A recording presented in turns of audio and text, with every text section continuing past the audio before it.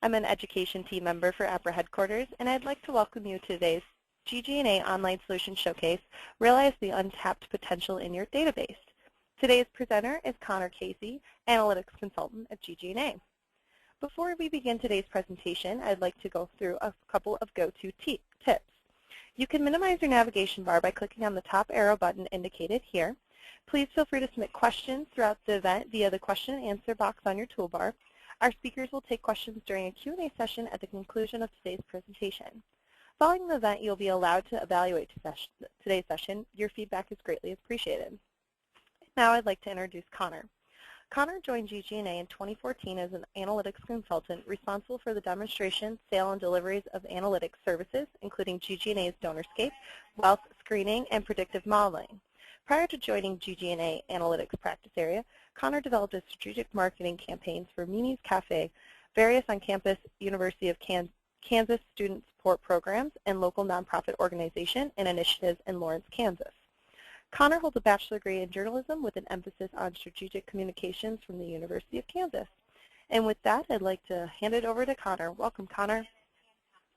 Thank you for the introduction, Nicole. It was very nice. Thank you, all the attendees out there, for joining as well this afternoon or morning, wherever you may be. As she mentioned, this will be Realize the Untapped Potential in Your Database, and it really is tailored for those who are either new to prospect screening or for those of you who'd like to get a better grasp or understanding on how to realize the most out of any screening engagement. And as Nicole mentioned, I will periodically give a pause for about 30 seconds and let you submit any questions you may have, and then I will address all of those within the last 10 minutes or so of our presentation here. So with that, I will go ahead and move forward. Some of the prospect screening essentials that we're going to go over today to make sure that we achieve our objective here of having a better understanding of getting the most out of any screening engagement will be to understand the situation and overarching objectives of the screening initiative, gather the data that you need in order to conduct a successful screening, to determine the strategic partnership that is right for you. And by that I mean the product or service, but also really a partnership, and I'll get more into that a little bit later. And then to make the most of the resources at your fingertips, and through all of that achieve the ability to identify potential supporters, build prospect pipelines, and target ask amounts. Then we'll have some parting thoughts at the end, just some important things to keep in mind, and then a quick little fun prospect screening, what it is and what it is not. So first off, when it comes to understanding your situation and overarching objectives, you want to understand, or you want to be clear on one of the last times that you conducted or your organization conducted a prospect screening, be it a small or a large one. So was the most recent screening initiative highly targeted? In other words, was it on new parents only, members, the membership base, ticket buyers, newly acquired patients, or patients only? Or was it a full database screening of all the individuals that you have in your database and your entire constituency? I do want to point out as just a best practice that a full database screening should be conducted once annually, or at least once every 2 to 3 years, depending on the resources available. By that I mean both staff and, of course, the all-important budget. The reason that, and some of you may be thinking, once annually is quite a bit, but the reason that it should be conducted at least once annually, or once annually, or at least once every 3 years, is because although the capacity estimates are unlikely to change dramatically year to year, the source data, of course, does change. And as researchers, you obviously want to have the most up-to-date data at your disposal in order to understand more about these individuals and perhaps qualify those prospects and begin moving them through the donor life stage. You might also want to do something different each year, such as a deceased append to identify deceased constituents within your database so that you're not sending any direct mail, solicitations, or appeals to anyone who is deceased. Obviously, I'm sure many of you have had experiences like that, and it's never a pleasant one. Or also, you may want to do a demographic data append. So in addition to all the external hard asset data we get, like real estate and property ownership, corporate affiliations, personal and professional affiliations, also on boards and private foundations, or and past giving history, whether it's charitable or political. You may want also on top of that some additional data points like marital status, presence of children in the home, how length of residence, so how long they've lived in a home, and whether they have a historically strong response rate to direct mail appeals, age, and all sorts of philanthropic indicators that really give you a more holistic view into your constituency in terms of the life stage of these prospects and what sort of outside financial commitments they may have, that you wouldn't be able to understand, with children present in the home, you wouldn't have with just a traditional wealth screening and those external data sources. So really my point is to do a large database, a full database screening.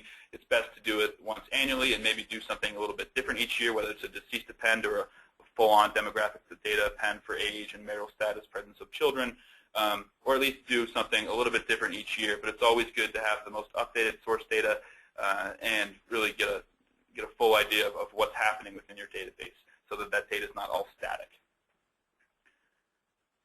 Next up is you really want to evaluate the available staff resources. And I'm sure in this, some of you out there come from smaller shops and some come from really big, robust development shops where there are lots of resources or researchers on staff.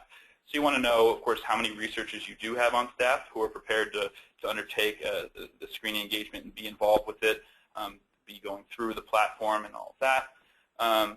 And then you want to get an idea of whether or not development officers or frontline fundraisers will also be involved to a certain degree. So some screening platforms will allow unlimited users. Some will charge per user.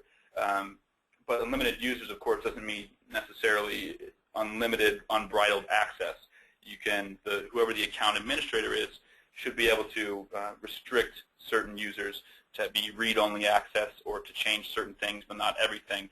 So if you do, then this can really be helpful for smaller shops with limited resources, especially in the prospect research area.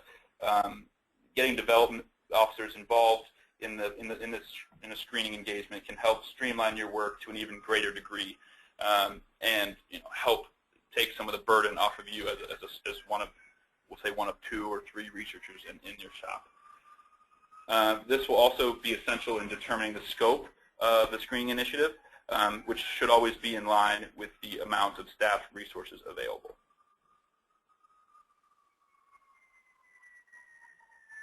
I'll pause real quick in case you had any questions about the full database screening or anything of that nature.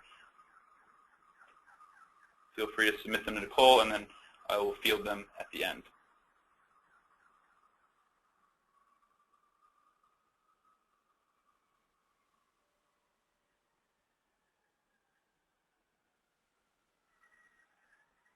All right, now moving on.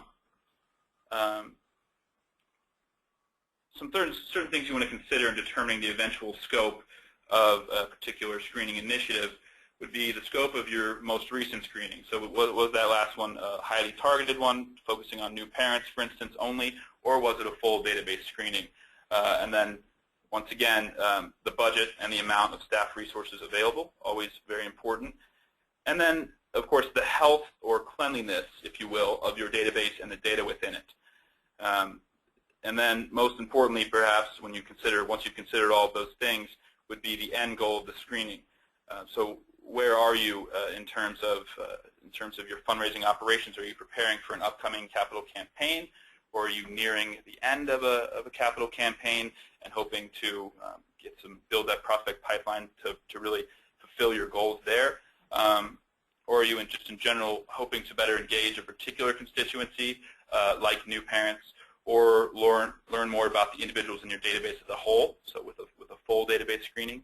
And also, are you primarily interested in giving capacity or giving capacity and affinity specific to your organization or institution? So those are some of the real key things you have to keep in mind as you're determining the eventual scope of the screening initiative that you're looking to launch soon.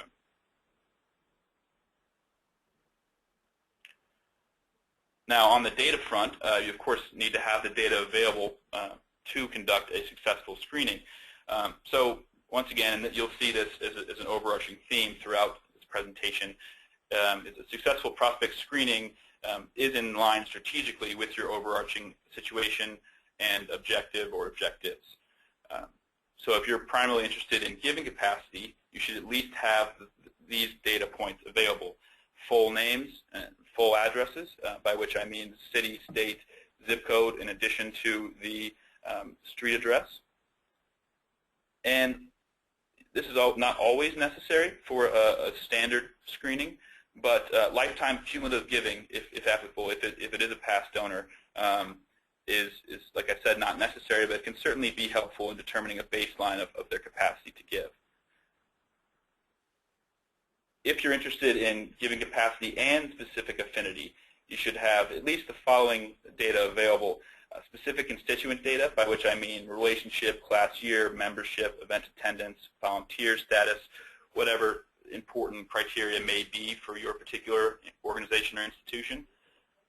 Also comprehensive past giving history, including past giving behavior over the past 5 years at least.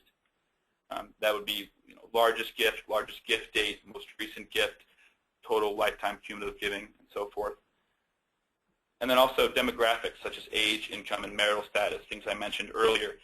If you don't already have that data available in your database, which many don't, and that's totally fine, but a strong strategic partner will help provide you with that data if it's not already recorded in there.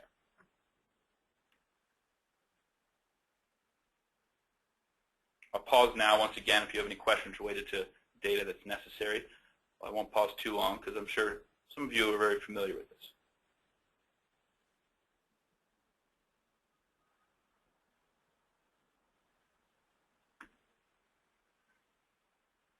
Now, something very important, and I am a big proponent of close teamwork and collaboration with any fundraising operation. Can your team, the research team that is, pull the data it needs on its own?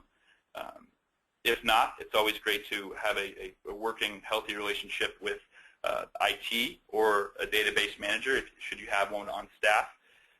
So like in any case, it is important to have that sort of relationship should you need their assistance either in pulling the data initially or down the line.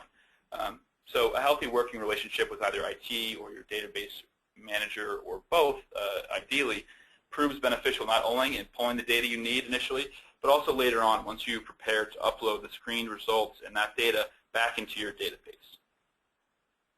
And should you need any guidance outside of internal IT or your database manager, a strong strategic partner will be able to help assist you in the integration process, by which I mean exporting the data from the wealth screenings platform, that system, and importing it back into your donor management database, whatever it may be, Tessitura, Razor's Edge, and all of those.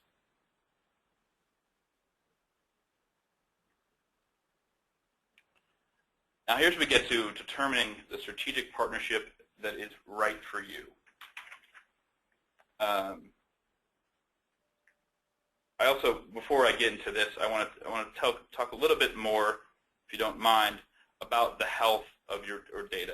It's always good to have at least a basic understanding of how healthy or clean the data in your database is, because sometimes you might want to run as a cease depend, as I mentioned earlier, or a national change of address, also known as NCOA, or do some address recovery or verification through services like Alumni Finder and things like that you may be familiar with, to make sure that if you have any sort of what we'll put it in quotes, lost records, that you're able to recover them and have the new valid address for any given individual.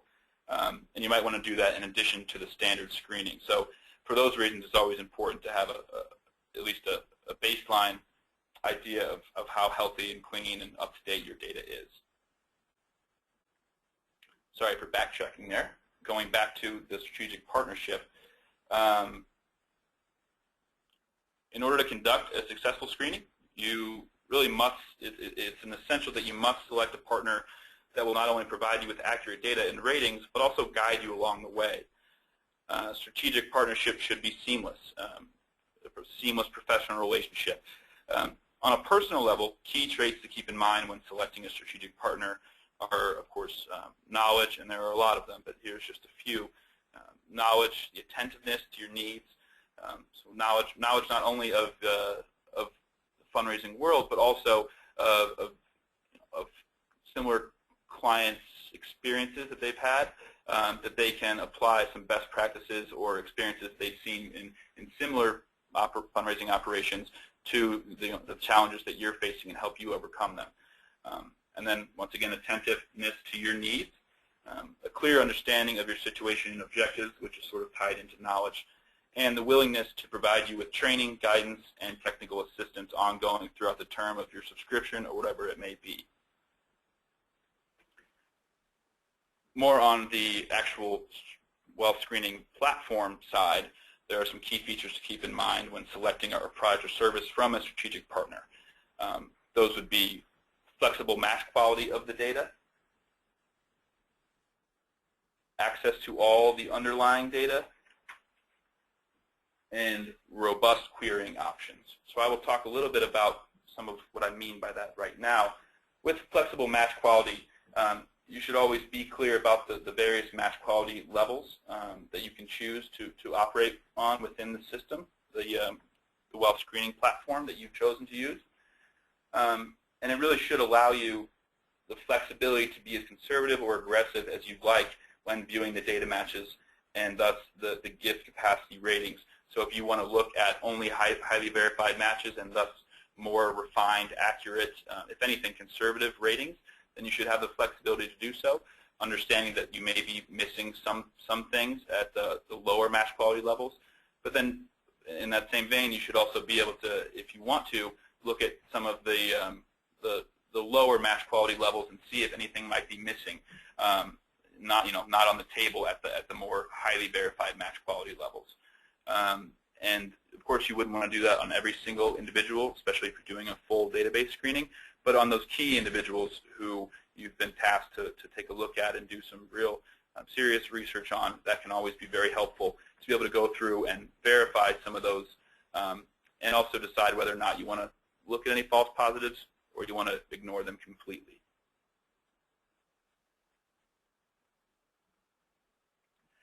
When I say robust querying options, what I mean by that would be the level of detail that you can get into when you're sorting and segmenting a list of prospects within the application to take a look at.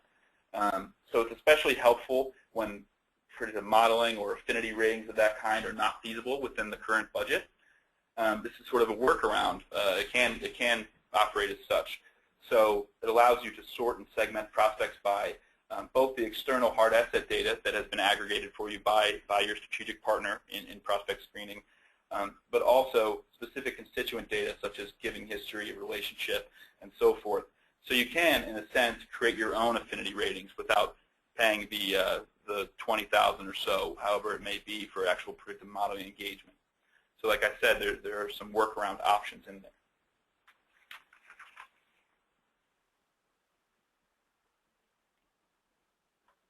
Now, I do want to, as I mentioned earlier, I want to explain why I've used the term strategic partner as opposed to a vendor or supplier.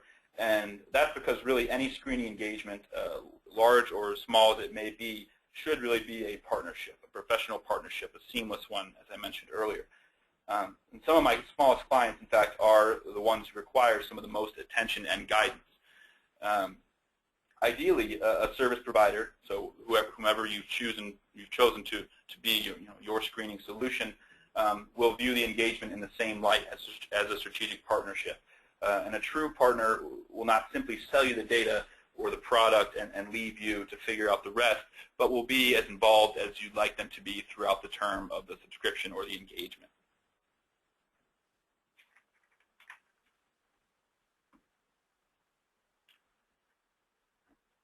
So on the actual product or service side, there are, as you know, a number of options out there.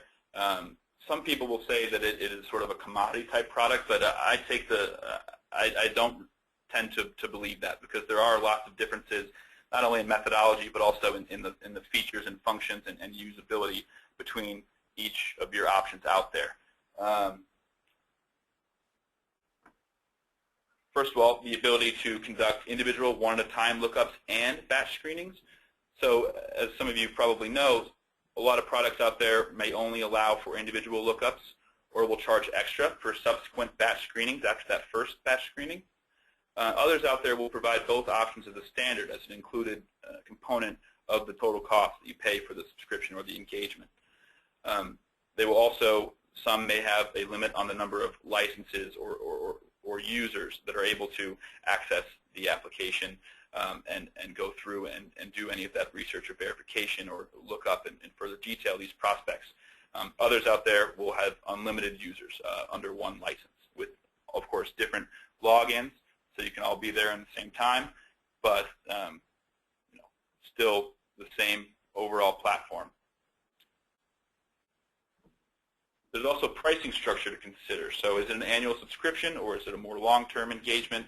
Are they flexible in terms of setting up a 3-year type of subscription engagement, that sort of thing? Also, is it a flat rate cost or a per record cost? The flat rate pricing tends to be generally preferable, especially if you're interested in a full database screening. And also, for anyone who may be interested in doing subsequent batches, it's always nice, especially for budget reasons, to be able to have the flat rate cost already in place, so you know that you can do subsequent batches later on over the course of that year, however long the engagement may be, and not be billed later on for it. So there are many reasons why a flat rate price may be more beneficial to you from a budgeting standpoint and also to a usability standpoint and from a research standpoint when new prospects come in, either individually one at a time or in batches when you get new parents for a second semester, for instance. Also, and this is sort of a industry standard now, but is the product or service web-based? You want to make sure that, generally speaking, that you get a web-based platform that can be accessed wherever you have internet access. And that's especially helpful, too, if frontline fundraisers, development officers do want to be involved. Oftentimes we know they're on the road, and they like to use this sort of thing on their tablet. You can use some of them if they're web-based on your phone as well, of course. It may be a bit small, but with the new phones coming out, like the Samsung Galaxy S, whatever it is the iPhone 6 Plus, the phones are getting about to be as big as my head, and I have a big head. So they can be useful for whenever you're on the road, anytime you need to take a quick look at a prospect. Again, like I said, a common theme. You want to be sure that you're choosing the product or service and the strategic partner that's the right fit for your organization or institution, and for your situation and objective or objectives. So really be sure that the strategic partnership and the product or service that you select eventually are in line strategically with your objective or objectives.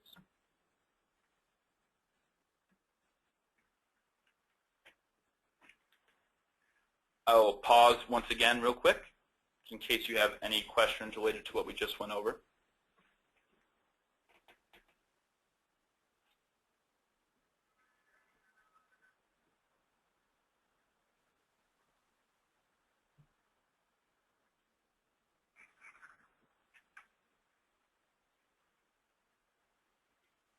All right. Now we want to always make the most of the resources available at your fingertips, and it sounds like sort of a cliche, but you do have almost the world at your fingertips nowadays, not only when it comes to prospect screening, but also freely available resources like Google. And I know that there may be some shame and maybe some perceived shame in using something like Google, but really there shouldn't be. I'm going to go over that right now. So prospect screening products and services, they're not meant to replace your database. And this is something that to some of you is probably quite obvious, but with others you might be surprised. I've had some researchers who will come in and say, so, we already use Razor's Edge or something similar. Why would we need this? And it really it's a completely different animal. It's like comparing apples and oranges. So they're not meant to replace your database, but rather to complement and streamline your prospect identification and research and qualification work. Other resources you may use, such as GuideStar Premium or Premium Pro and LexisNexis for development professionals, are just as important as a screening product or service, albeit, of course, in different ways. So just because you have a screening tool doesn't mean that you should do away with any of the resources that have proven helpful to you in the past, like those two I just mentioned, GuideStar Premium or LexisNexis for development professionals. A screening application may use LexisNexis for real estate and property ownership, or GuideStar for affiliations with private foundations or public nonprofits. But it won't provide you with everything, all the comprehensive information that you will get from those resources independently. So if those are things that you're comfortable using in the past, it's always great to use those in tandem with a screening solution. And as I alluded to earlier, there really is no shame in using Google or any other freely available resource.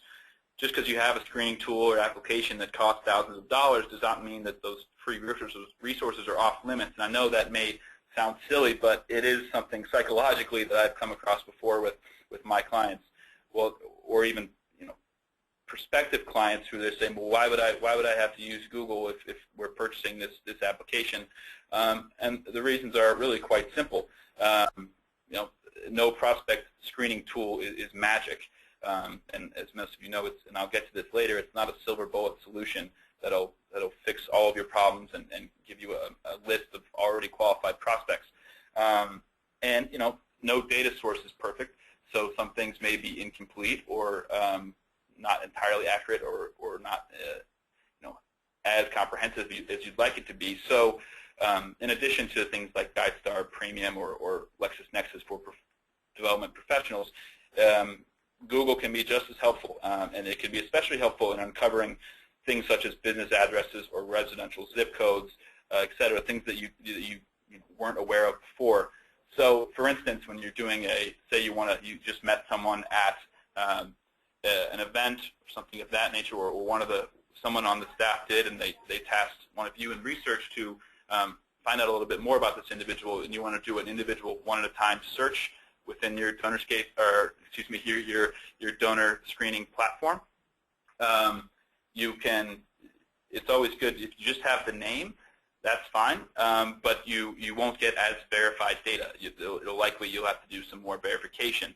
So it's great to get some sort of address, and so you can look up the name in Google and try to figure out, and even the person you met that may know where they work, so you can figure out that business address.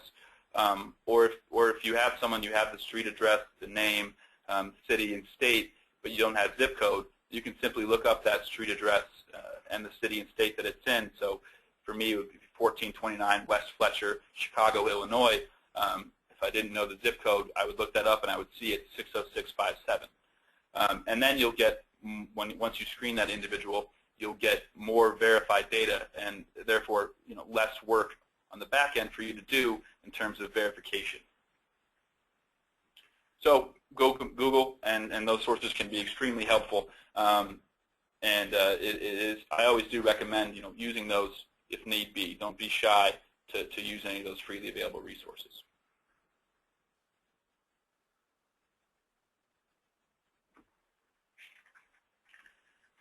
You also want to take full advantage, and this goes for the entire team, whoever may be using the prospect screening platform, take full advantage of the client support offered by your strategic partner. So, in development and in fundraising, we're quite familiar with staff turnover, unfortunate as that may be, or staff, leaving to go to another organization. So really, this goes along with things you want to look for in a strategic partner, their willingness to be involved as you'd like them to be as a partner, and to help guide and help with strategic implementation of the findings, and also train new staff, or also provide technical assistance should it be necessary. So if those things are available, and with a real strong strategic partner, it's ideal that they would be available as an included component of the overall cost, whether it's a flat rate or a per record type cost. You want to be able to take advantage of the training for new staff and of course training for yourselves once you, if the service is new to you. Strategic implementation of the findings, so how to, to really place an emphasis on not only just the data as an end, but really to use the data and the findings there to implement it into your fundraising operations and really make use of everything and realize results. Because as we know, the data standing there alone means nothing if things aren't done with it. Also, technical assistance ongoing there, as I mentioned, when it comes to batch uploads or data specifications. If there are any questions about, as simple as resetting your password, I'm sure that's been something that most of you have had to do in the past. And personal and online support resources. So you want to know that either your consultant or your contact or some sort of support team is available to you on a personal level. It's always best to have a direct line, so you don't have to jump through any hoops or go through any automated processes, any robots to get a hold of someone who can help you with whatever your needs may be. And also online support resources. So really a robust user's guide or online site that can help you really learn as much as you could ever want to know about this prospect screening service and its usability, so you can get the full utility of the application. As I've alluded to, if you have, in the end, chosen the right strategic partner, your consultant or contact ought then to be knowledgeable, as I mentioned earlier. So don't hesitate to tap into his or her knowledge and experience. And this is sort of a common theme. A strong strategic partner is far more than just a vendor. He or she will be happy to guide you and to help you really, like I mentioned, realize the full potential of what this screening initiative, what you can do with the data that's been uncovered through this screening initiative, such as the underlying data and also, of course, the giving capacity estimates.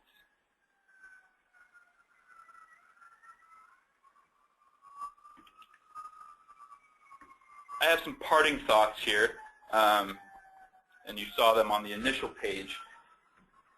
So things to really keep in mind, and these are some things that I've alluded to over the course of this presentation. But net worth, or no data source or screening product for that matter, is perfect. So as researchers, and this is why you're researchers in a lot of cases, one of the many reasons, but you got to pay careful attention to detail. Also, think critically about any discrepancies you may notice. And of course, you do want either a personal or online source, preferably both, to be able to contact should you, be paying careful attention to detail and seeing any discrepancies, and you think critically about what it may be and any possible reasons behind it. And if you can't find an answer for yourself, you always want to have someone who you can contact about it. Also, rather than going on the defensive when something looks misaligned, do some exploration as to possible explanations. So one great example is, some of you may or may not know this, but a significant portion of the United States, I believe it's roughly 40%, the United States population, does not actually own property. So just because you have a valid address for a given individual, and we picked up on past, your service has picked up on past gifts and things of that nature that are tied to that address, it does not mean that the screening product or service will pick up on property ownership, because it's possible that although they live at that address, they might not own it. And that is what, because we're looking at hard asset data, rental properties and things of that sort are not hard assets and thus do not contribute to any capacity to give. So that's one quick example. Also another is you want to make sure that when you're looking at a screening service or product, you want to be aware of services that weight real estate value especially high or especially heavily, because property, even if it is owned property, it is often the least liquid of the hard assets because of mortgages and things of that sort. So of course, someone who's lives in a $3 million home doesn't necessarily mean they're a $1.5 million donor. A lot of that a lot of that money could be tied up in that particular asset. So you really don't want a service that weights real estate extremely heavily. It often leads to overinflated giving capacity ratings or a perceived net worth that, although they have that asset there, not all that money is free. Free to give away, that is. Also, something important about getting back to property ownership, and this some of you may be aware, but certain counties in the country, they report property value at a certain percentage of its true value. So like Cook County, for instance, where I live, the county that Chicago is within, it reports property value at 10% of its true value, which seems odd, I know, and I don't know why they do it, but it's how the county does it. And so if you get some sort of property record that looks like it's minuscule compared to what it should be, those are certain things to keep in mind. And once again, it's always good to have someone to reach out to and say, this is what I'm seeing. What could be some possible reasons for this discrepancy? If you can't think critically and figure it out on your own, which it's not always easy to. So that's one of the reasons I give those two examples. Also, as I mentioned, not all data returned from publicly available sources will be 100% accurate or complete. Unfortunately, that's the way it is. It's kind of the name of the game. But you got to keep in mind really what you're after when you're doing a prospect screening, and I'll get into that in a bit when I talk about what it is and what it's not. But even if it's slightly incomplete, some of the data, or the sales data looks like it may not be, the company valuation, for instance, looks like it may be too low or something. You got to keep in mind that really what's most important is that the giving capacity ratings look accurate. So if you're looking at something and you're saying, well, hey, I think the property value should be twice that much, it could be for one of the reasons that I just mentioned. And also, you got to keep in mind in the big picture, well, that may be the case, but does the capacity rating look accurate? Looking at their past giving, is this in line with what they've given? And look at other assets too, like any stocks or securities. And so really you want to have a strategic partner and their service or product that gives you some transparency to their methodology and how their gift capacity model works. And so it's not all proprietary. You should have someone that's pretty flexible in explaining to you how it operates, so that answers such as those can be quickly resolved, or any issues you may have can be brought to a quick resolution. Also, very important to keep in mind, and once again, this may sound silly right away, but you'd be surprised at how many times I get questions along this line. Their net worth and giving capacity are not the same. So just because someone, and this goes back to that, just because someone has a $3 million home doesn't make them a $1.5 million donor. Just because someone is super wealthy, owns, is the CEO of a private equity firm, something of that sort. That doesn't mean, and they own boats, or they own a boat, or they own a plane. It doesn't mean that they're philanthropically inclined. So there will still have to be, it's best to have a service that will provide you with a gift capacity rating as opposed to just the overall net worth. And also, this goes back to what I said about it not being a magic list of already qualified prospects. Qualification still, of course, has to occur. And that should really be good news to the researchers, because otherwise, the field of prospect research wouldn't be as robust as it is now.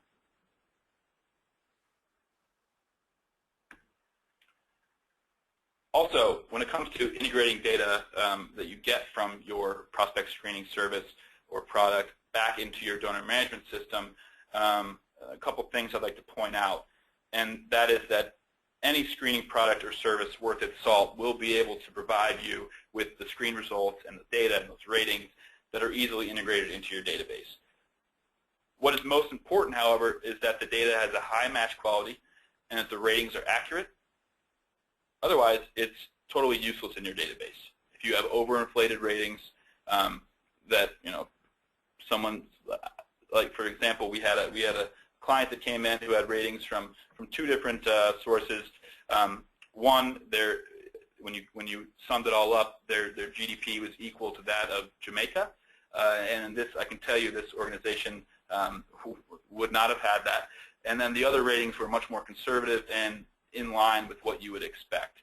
So you want to make sure that not only is it able to integrate into your system, which it should be if it's if it's worth its salt, as I say, but also that the data is accurate and the ratings are accurate.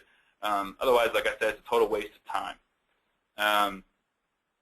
And that carries me forth to what I like to call high net worth fever, which I would like all of you to be aware of.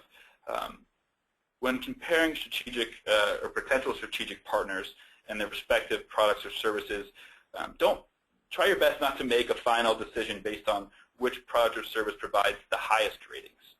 As I've sort of pounded into your heads now here, the accuracy and the match quality of the data and the ratings are far more important than whichever is rated higher. Otherwise, you will likely end up, and I'm sure some of you have had this experience, if you make a decision based on which has the highest ratings, you will likely end up spending an unruly amount of time trying to verify data matches, which leads, of course, to frustration and mistrust, which is never a good thing. And I know this may sound obvious, but I've had clients come to me who have made this mistake in the past, and so they're very weary of it.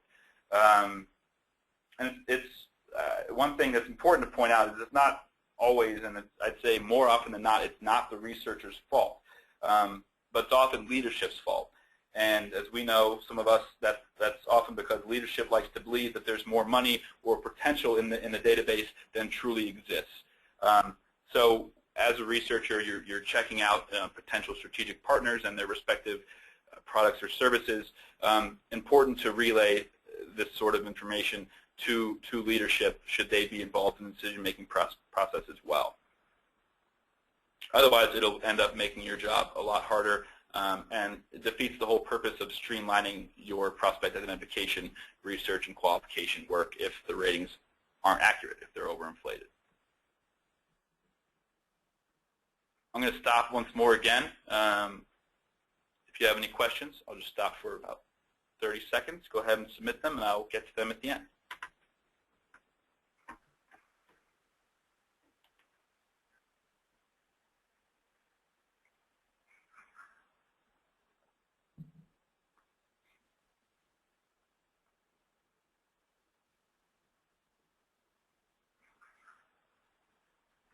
All right, now, prospect screening, what it is and what it is not. What it is a product or service meant to complement the data already in your database and enrich it more, as well as streamline your prospect identification, research, and qualification work, however basic or advanced it already may be in-house. It's going to streamline that whole process and make your lives much easier.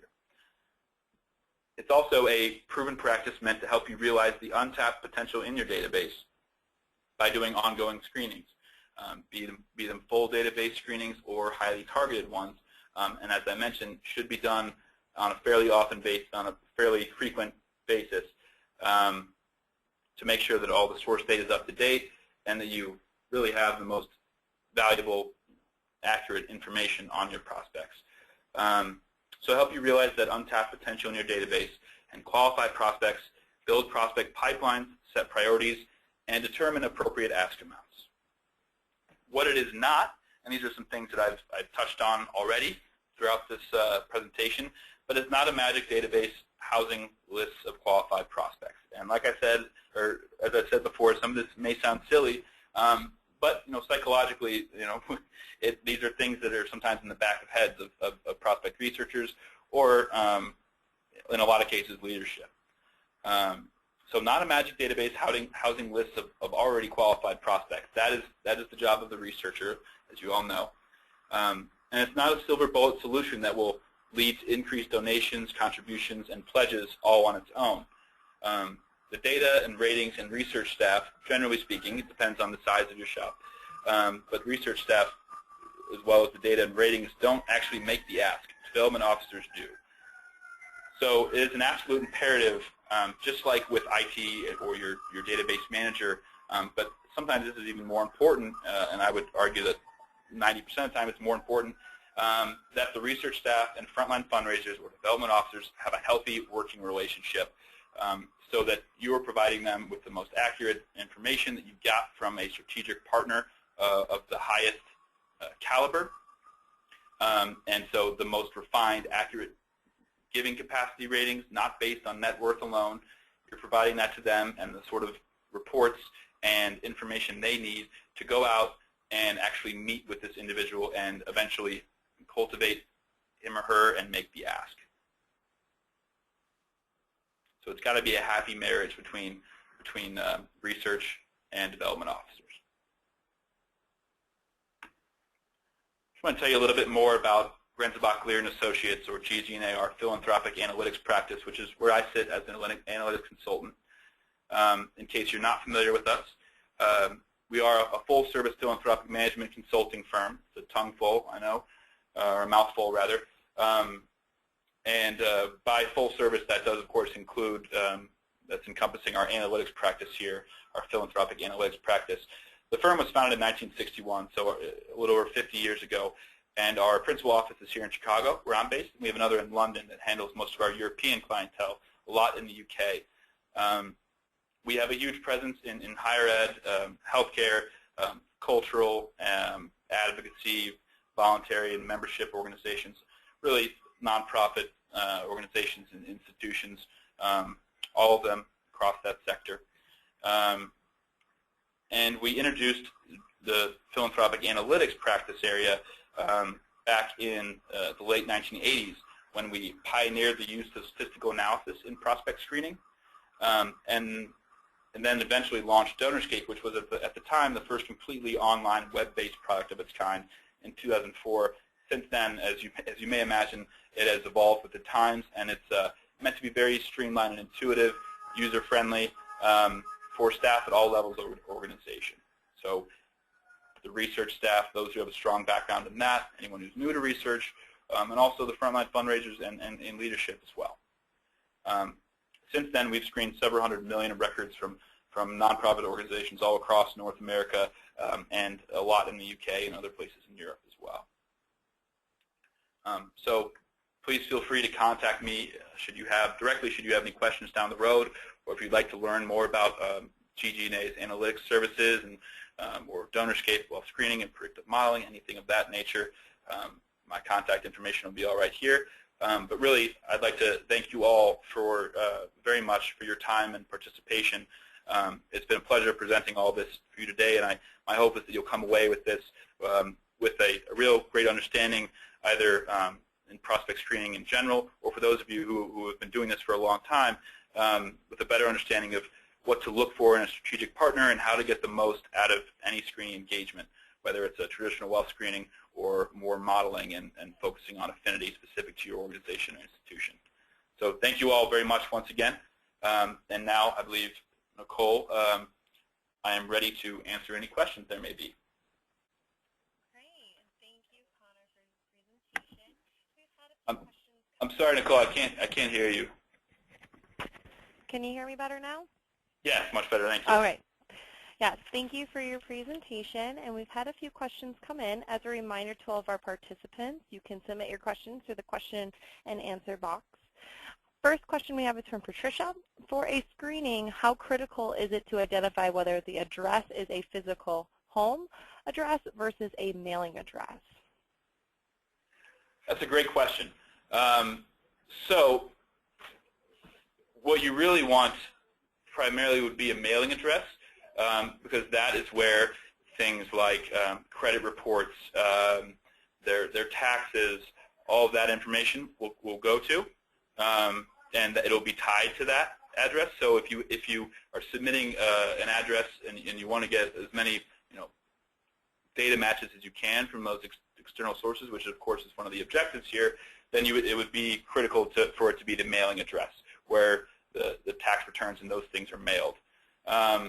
But also, it's always best to include both addresses. So a secondary address or a residential address to make that distinction when you submit the data. So if you have both, it's great to include both, but you would want to make, in that case, for that example, you'd want to make the primary address the mailing address where they would receive tax returns and that sort of thing.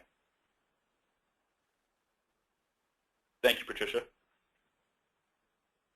Thank you. Our next question we have is from Rebecca. What are some strong examples of a strong strategic partner?